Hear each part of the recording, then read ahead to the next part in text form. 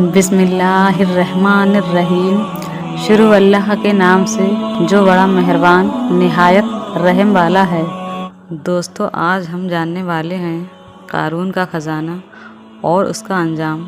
دنیا کے کسی بھی خزانے کا ذکر قارون کے بغیر ادھورا ہے۔ آج ہم آپ کو قرآن شریف اور کچھ حوالوں سے قارون اور اس کے خزانے کا واقعہ بتائیں گے۔ آپ سے گزارش ہے اسے پورا ضرور سنیں۔ دوستو، قارون وہی شخص ہے جس کا ذکر قرآن مجید میں سبق حاصل کرنے کے لیے کیا گیا ہے۔ قارون حضرت موسیٰ علیہ السلام کے چاچا بصر کا بیٹا تھا۔ وہ بچپن سے ہی بے حد حسین اور خوبصورت تھا۔ اسی وجہ سے بنی اسرائیل کے لوگ اسے منور کہہ کر پکارتے تھے، یعنی خوبصورت۔ جب قارون جوان ہوا تو بہت نیک لوگوں میں وہ شمار کیا جانے لگا، یہاں تک کہ وہ توریت کا بہت بڑا عالم بن گیا۔ قارون اپنا زیادہ سمے حضرت موسیٰ علیہ السلام کی خدمت میں گزارا کرتا تھا، اسی وجہ سے وہ توریت کا بہت بڑا عالم بن گیا اور وہ بہت اچھی آواز کا مالک تھا۔ وہ توریت کو خوبصورت انداز میں پڑھا کرتا تھا، اسی وجہ سے لوگ اس کا بہت ہی ادب اور احترام کیا کرتے تھے۔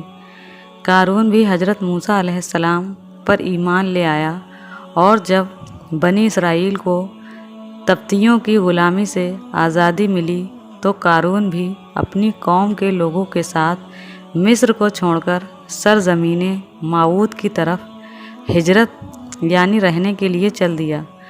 وہاں قارون کے حالات ایک دم سے بدل گئے اور اس کے ہاتھ میں بے شمار دولت آئی۔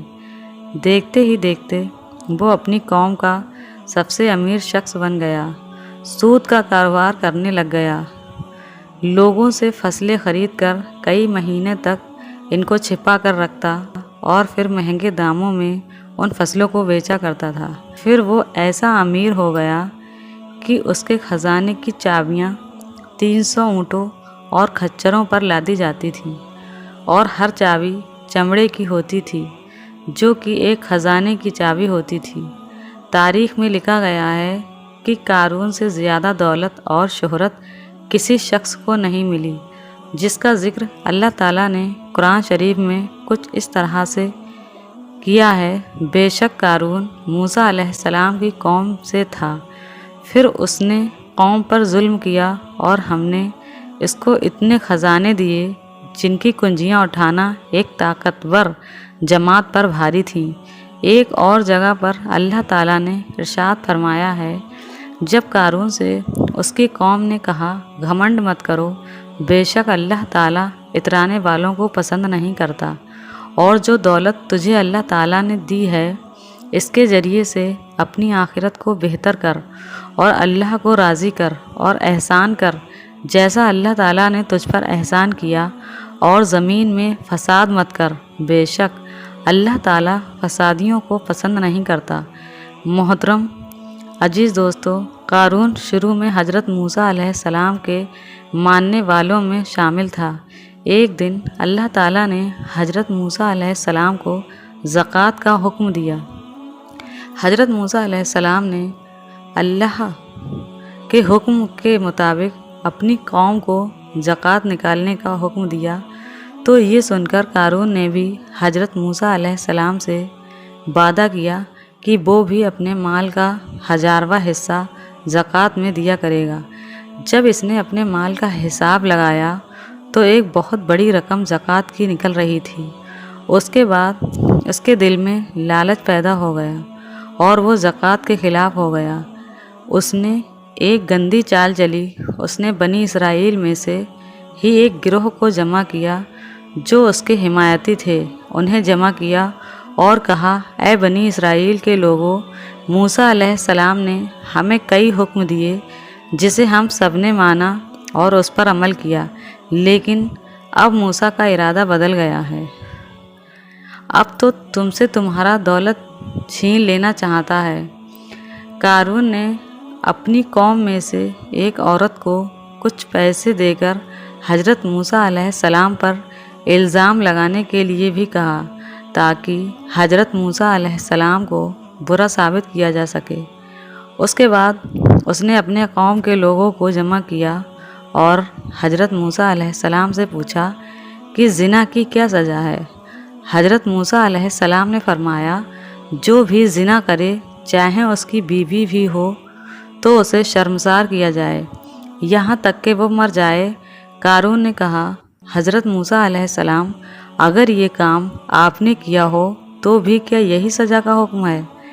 حضرت موسیٰ علیہ السلام نے کہا، ہاں، اگر یہ کام میں نے بھی کیا تو بھی یہی حکم ہے۔ قارون نے کہا، بنی اسرائیل، کچھ لوگ یہ مانتے ہیں کہ آپ نے فلاں عورت کے ساتھ زنا کیا ہے۔ اس کے بعد حضرت موسیٰ علیہ السلام نے کہا، اس عورت کو میرے سامنے بلاؤ۔ اس کے بعد اس عورت کو حضرت موسیٰ علیہ السلام کے سامنے لایا گیا۔ حضرت موسیٰ علیہ السلام نے کہا، اے عورت، تجھے اس اللہ تعالیٰ کی قسم ہے جس نے بنی اسرائیل کے لیے دریا کو پھاڑ دیا اور سلامتی کے ساتھ دریا کو پار کروا کر فرعون سے بچایا، سچ کہہ دے کہ معاملہ کیا ہے؟